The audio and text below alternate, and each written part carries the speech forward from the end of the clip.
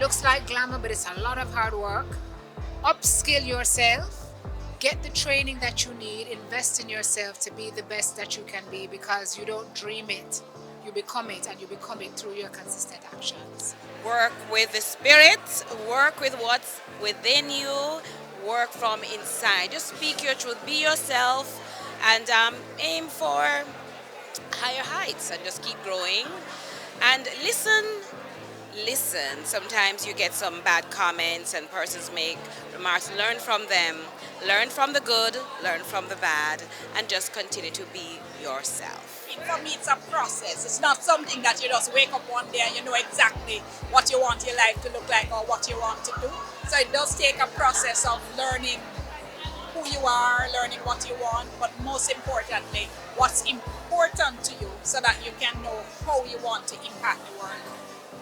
The importance of reading, the importance of that competitive advantage, the importance of not taking yourself too seriously. If you can't laugh at yourself, something is wrong. And you have to learn. You just have to learn. Listen carefully when people are speaking. And if you're in a room and everybody's, on the same wavelength, they're in the wrong room.